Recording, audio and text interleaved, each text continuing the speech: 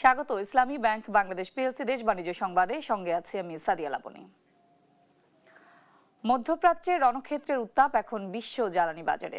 ইরানে যুক্তরাষ্ট্র ইসরায়েলের যুদ্ধের জেরে বিশ্ব বাজারে অপরিশোধিত তেলের দাম রেকর্ড ভেঙে ব্যারেল প্রতি ছাড়িয়েছে $110। ধস নেমেছে এশিয়ার পুঁজিবাজারেও। তবে জ্বালানি তেলের দাম বৃদ্ধিকে সামান্য ত্যাগ বলে মন্তব্য করেছেন মার্কিন প্রেসিডেন্ট ডোনাল্ড ট্রাম্প। মাহমুদা মুক্তি রিপোর্ট।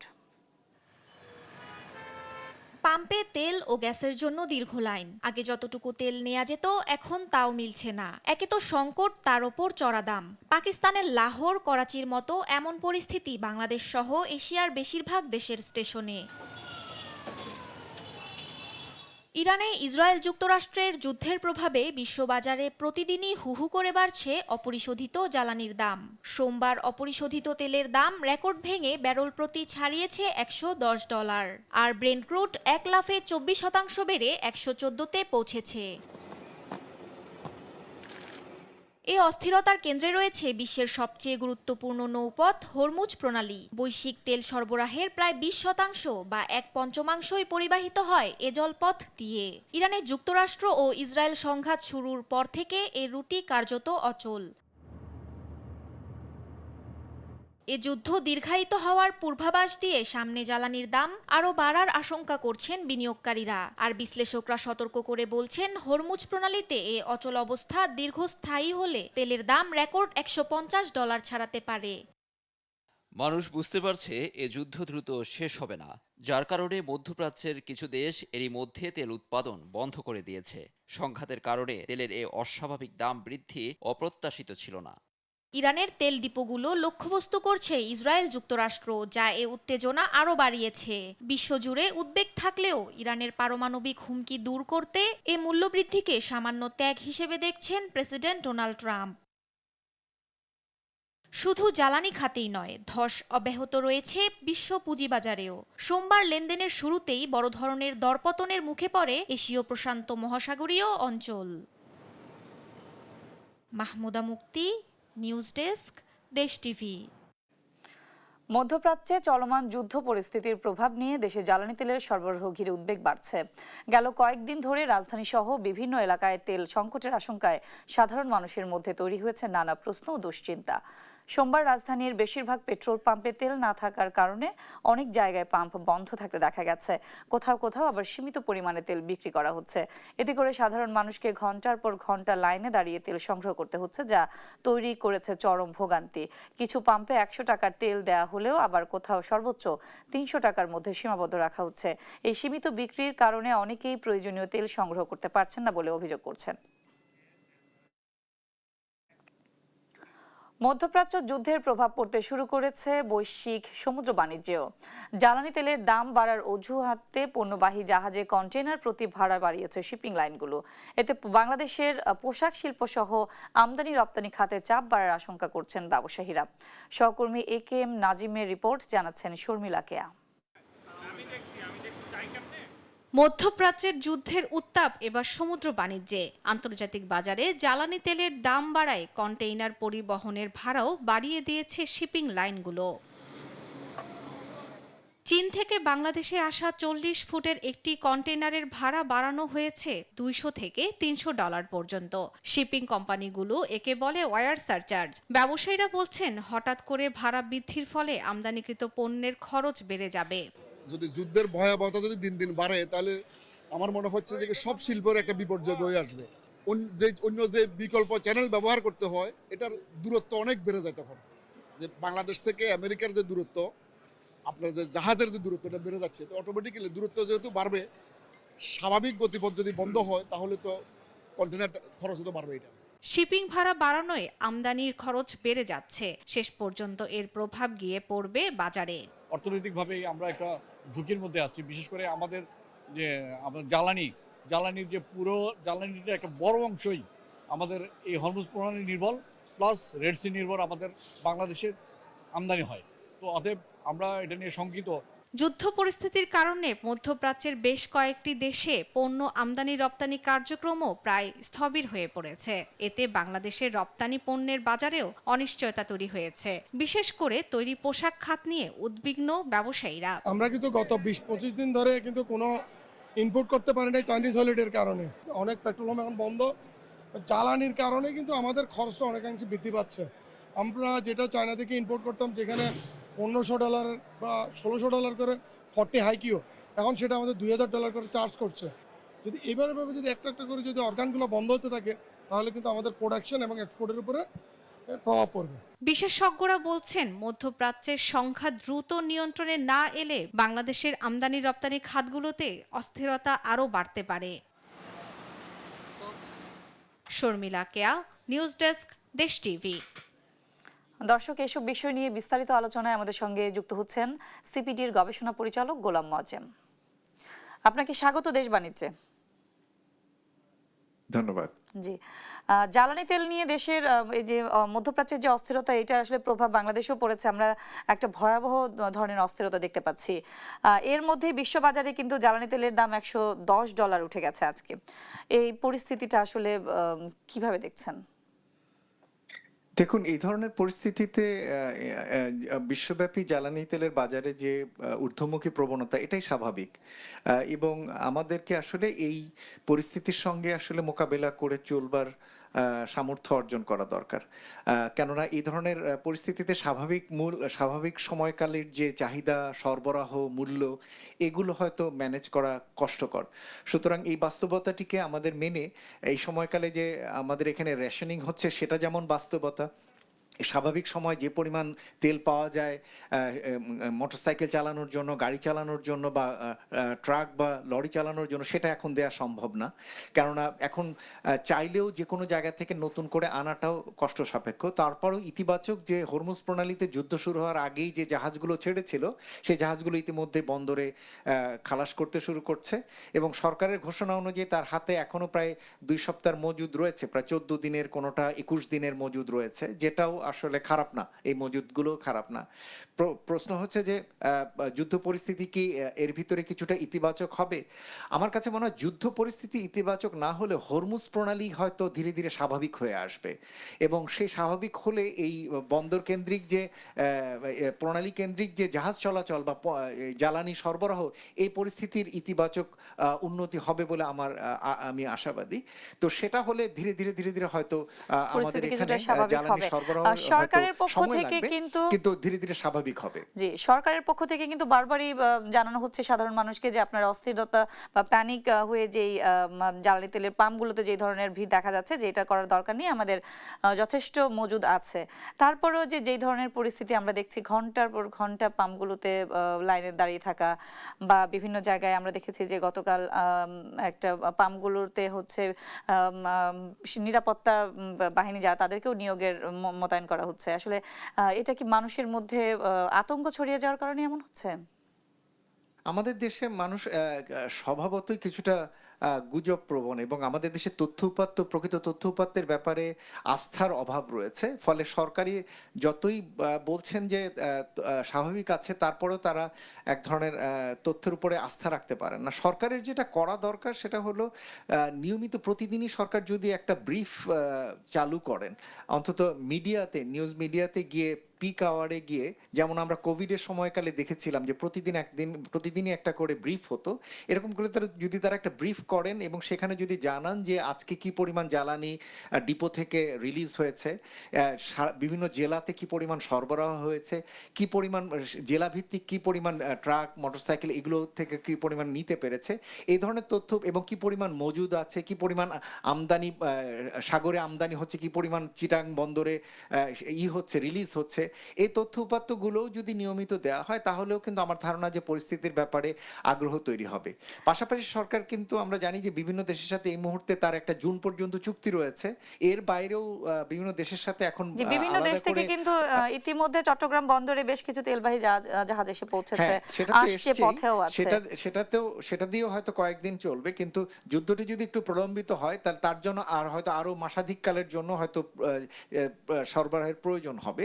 তো সেটার জন্য বিভিন্ন দেশের সাথে যে চুক্তিগুলো করার চেষ্টা হচ্ছে, সেই পরিস্থিতিগুলো এবং সেখানে কি পরিমাণ এগ্রিমেন্ট হয়েছে, এই তথ্যপাত্রগুলো আমরা মনে করি যে সরকার নিয়মিত দৈনিক ভিত্তিতে অন্তত মিডিয়াতে তারা জানাতে পারেন প্রেস রিলিজের মাধ্যমে অথবা নিউজ ব্রিফিং করে।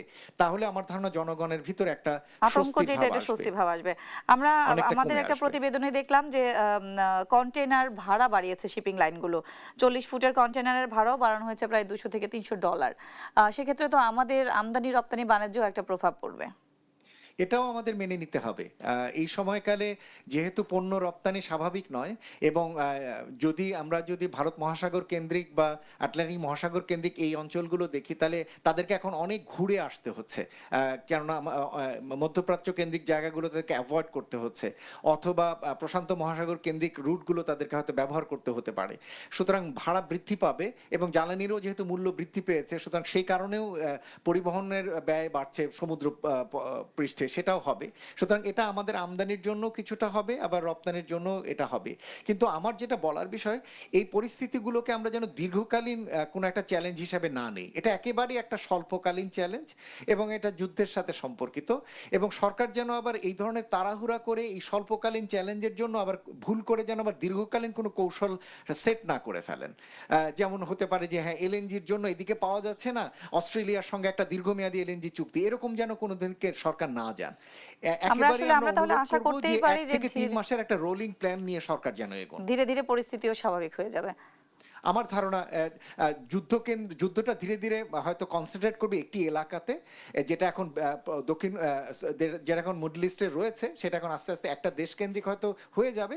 তাতে করে আমার ধারণা যে হরমুজ প্রণালী কেন্দ্রিক সরবরাহ চ্যানেলগুলো স্বাভাবিক হলে আমাদের দেশের পরিবহন ধীরে ধীরে স্বাভাবিক হবে। জি, আপনাকে অসংখ্য ধন্যবাদ আমাদের সঙ্গে যুক্ত হওয়ার জন্য।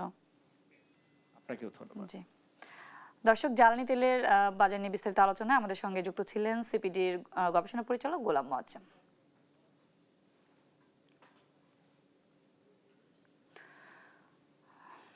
2 মাসের মধ্যেই শ্রমবাজার ও প্রবাসী কল্যাণ মন্ত্রণালয়ে ইতিবাচক পরিবর্তন আনার ঘোষণা দিয়েছেন শ্রম, কর্মসংস্থান ও প্রবাসী কল্যাণ মন্ত্রী আরিফুল হক চৌধুরী। শ্রমবাজার নিয়ে অস্থিরতা বন্ধ এবং বন্ধ বিদেশি শ্রমবাজার ফিরিয়ে আনার আশা জানান তিনি। দেশ টিভিকে দেয়া একান্ত সাক্ষাৎকারে মন্ত্রী জানান, দূতাবাসগুলো থেকে অযোগ্যদের ফিরিয়ে আনা হবে। তৌফিক মাহমুদ মুন্নার বিশেষ রিপোর্ট। দক্ষ ও প্রশিক্ষিত কর্মীর অভাবে বিশ্ব শ্রম বাজারে বাংলাদেশের মন্দা কাটছে না। গেল কয়েক বছরে কমেছে জনশক্তি রপ্তানি। একদিকে ফিরে আসা জনশক্তির চাপ, অন্যদিকে প্রতি বছর বাড়ছে বেকারের সংখ্যা। এদিকে মধ্যপ্রাচ্যের নতুন সংকটের ঝুঁকিতে শ্রম বাজার। অন্তর্বর্তী সরকার নানা উদ্যোগ নিলেও তা কোনো সুফল মেলেনি। ত্রয়োদশ জাতীয় নির্বাচনের পর প্রবাসী কল্যাণ ও বৈদেশিক কর্মসংস্থান মন্ত্রণালয়ে দায়িত্ব পেয়েছেন আরিফুল হক চৌধুরী। দায়িত্ব নিয়েই মধ্যপ্রাচ্য সংকট নিয়ে ব্যস্ত সময় পার করছেন তিনি। মন্ত্রণালয় ও শ্রম বাজার নিয়ে পরিকল্পনা জানিয়ে সময় চাইলেন 2 মাস। 8.5 কোটি শ্রমিক আছে। হ্যাঁ, আমার শ্রমিকদের যদি আমি স্ট্যান্ড করতে পারি, তাদের যেগুলো মানে চাহিদা উৎপাদন বাড়বে, আমাদের অনেকগুলো চ্যালেঞ্জিং কাজ আছে, কিন্তু কাজের মানসিকতা নিয়ে যদি কাজ করা যায়, আমার তো বিশ্বাস দেখা যাক সব কিছু ঠিকঠাক, তাহলে মাস 2-এর ভিতরে একটা চেঞ্জিংয়ের একটা আপনারাই বুঝতে পারবেন ফিল্ডে। বিদেশে দূতাবাস নিয়ে সাফ জানান, যথাযথ দায়িত্ব পালন না করলে ফিরে আনা হবে, দিতে হবে সাপ্তাহিক প্রতিবেদন। আমাদের অনেক এমবেসিগুলো আছে, জাস্ট একটা উইন্ডো খুলে রাখে, কেউ গেলে এটা রিসিভ করে তারপরে যায়। এটার থেকে বেরিয়ে আসার জন্য আমাদের মাননীয় প্রধানমন্ত্রী আমাদের একটা গাইডলাইন দিয়েছেন। বলছেন আমার প্রবাসী এরা যেন প্রপার ওয়েতে তারা সেখানে সব ধরনের সাপোর্ট পায়। সেটা নতুনভাবে আমরা আসছি, দেখি 1 মাস ট্রায়াল দিয়ে আমরা দেখতে চাই যে প্রবাসীদের জন্য আমাদের যারা এখানে সার্ভিস দিচ্ছেন তারা কীভাবে যারা সার্ভিস দিতে পারবেন যারা সার্ভিস দিতে পারবেন নিয়ে আসবেন। সৌদি আরব, মালয়েশিয়া সহ স্থবির শ্রমবাজার দ্রুত সময়ের মধ্যে চালু করতে সব ধরনের প্রস্তুতি কথাও জানান প্রবাসী কল্যাণ মন্ত্রী। শ্রমবাজারে আমাদের যেসব জায়গায় স্থবিরতা হয়েছে, বন্ধ হয়েছে, এটা ওয়ে আউট বাইর করা এবং এটা ফাইন্ড আউট করা, যেখানে স্কোপ পাওয়া যায় আমাদের এদিকেই আমরা খোঁজ করা আরম্ভ করেছি। এবং আমি মিশনগুলোকে আমরা অলরেডি গাইডলাইন দিয়েছি। 1 সপ্তাহ ওইখানে গেছেন মিশনে, খালি চাকরি নিয়ে গেলে হবে না। 1 সপ্তাহের মধ্যে 1 সপ্তাহ করে আপনারা কোথায় কোন জায়গায় গিয়ে খুঁজছেন, কোন কোম্পানি গেছেন কোথায়, হ্যাঁ, এগুলা বিষয়ে দিয়ে আপনার তথ্য ইনফরমেশন দিতে হবে। তৌফিক মাহমুদ মুন্না, দেশ টিভি, ঢাকা। দেখছেন দেশ বাণিজ্য। ব্যাংক থেকে আর কোনো বড় বিনিয়োগ নয়, এখন থেকে বড় বিনিয়োগের উৎস হবে শেয়ার বাজার। এতে একদিকে যেমন জনগণের মালিকানা নিশ্চিত হবে, অন্যদিকে বিনিয়োগ নির্ভর হবে অর্থনীতি। ক্যাপিটাল মার্কেট জার্নালিস্ট ফোরাম আয়োজিত এক সেমিনারে প্রধানমন্ত্রীর অর্থ পরিকল্পনা উপদেষ্টা বলেন, ঋণ নির্ভরতা নয়, আগামীর বাংলাদেশ হবে বিনিয়োগ নির্ভর। অনুষ্ঠানে বিনিয়োগকারীর আস্থা ফেরানোকে গুরুত্ব দিয়ে প্রয়োজনে ইসলামী স্টক এক্সচেঞ্জ তৈরির কথা বলেন তিনি। বিস্তারিত মাকদুরা মিতির প্রতিবেদনে। দীর্ঘদিনের স্থবিরতা ও আস্থার সংকটে থাকা দেশের পুঁজিবাজার নতুন সরকার দায়িত্ব নেয়ার পর থেকে এই খাতের সংস্কার নিয়ে সিএমজেএফ এর সেমিনারে উঠে এলো নানা তিক্ত অভিজ্ঞতা ও করণীয়। সরাসরি অভিযোগ ওঠে, বিগত বছরগুলোতে কোনো ভালো কোম্পানি পুঁজিবাজারে তালিকাভুক্ত হয়নি, ফলে শত চেষ্টা করেও বাজারের অবস্থার পরিবর্তন সম্ভব হচ্ছে না। যিনি তাদের প্রসপেক্টাসের সার্টিফাই করলেন, যিনি হিসাব দিলেন যে বিগত বছরের হিসাবগুলো তাদের প্রফিটেবিলিটি এগুলো প্রত্যেকটা হবে অ্যাকুরেট, প্রত্যেকটা হবে এভিডেন্স বেস। আনফর্চুনেটলি আমরা এই জায়গাটাতে ফেল করেছি। আমরা দেখেছি আমাদের বিগত 10 বছর, 15 বছর, 20 বছর, 30 বছরের যতগুলো কোম্পানি আমরা লিস্টেড হয়েছে, এগুলো একটাও কিন্তু ওই ক্রাইটেরিয়া মিট করে না। বিচারহীনতার সংস্কৃতি বিনিয়োগকারীদের আস্থা কেড়ে নিয়েছে বলে উল্লেখ করেন বিএসইসির চেয়ারম্যান। গেল 18 মাসে মার্জিন রুল সহ নানা আইন পরিবর্তন, বাজার পতনের কারণ অনুসন্ধান ও ব্যবস্থা নেয়ার কথা জানান তিনি। মার্কেট গ্রো করার আসলে প্রধান উপাদান ভালো কোম্পানিকে আনা, এটার কোনো অল্টারনেট নাই এবং সেটা নিয়ে আমরা কাজ করছি। সেমিনারে প্রধানমন্ত্রীর অর্থ উপদেষ্টা জানান, 120 দিনের সংস্কার পরিকল্পনার মাধ্যমে বাজারকে জনগণের মালিকানায় ফিরিয়ে আনতে হবে। আমাদের একটা বড় রকমের রিফর্ম করতে হবে, যে যদি আপনি এইটা করতে চান তাহলে এই প্রতিষ্ঠানগুলোর মধ্যে পরে বিশ্বাসযোগ্যতা আসতে হবে, এবং এই প্রতিষ্ঠানরা যদি জনগণের কাছে এই যে বাজারে যারা আইপিও করুন আর যাই করুন, তাদেরকে যে বিশ্বাসযোগ্য কায়দায় তাদেরকে প্রত্যয়নপত্র দিচ্ছে, এইটা আমাদের 1 নম্বর কাজ করতে হবে, যাতে করে মানুষের মধ্যে আস্থা আসে। তিনি বলেন, আগামীর পুরো বাজারকে ইমার্জিং মার্কেটে নিতে চায় সরকার। এজন্য বাজার ভিত্তিক রেগুলেটরি ব্যবস্থার উন্নয়ন করতে চায় তারা, যেন ভুয়া তথ্য দিয়ে কেউই বাজারের তালিকাভুক্ত না হতে পারে। মাকদুরা মিতি, দেশ টিভি, ঢাকা। চলমান সংকট কাটিয়ে উঠতে তৈরি পোশাক শিল্প মালিকদের সংগঠন বিজিএমইএ এবং বাইং হাউস ব্যবসায়ীদের সংগঠন বিজিবিএ একসঙ্গে কাজ করবে। বিজিবিএ এর 2026-28 মেয়াদে নির্বাচিত নতুন কমিটির দায়িত্ব গ্রহণ অনুষ্ঠানে কথা বলেন দুই সংগঠনের নেতারা। তারা বলেন, তৈরি পোশাক খাতের উপর দেশের অর্থনীতি দাঁড়িয়ে আছে, তাই সংকট কাটিয়ে এই খাতে রপ্তানি বাড়াতে সরকারের নীতি সহায়তা দরকার।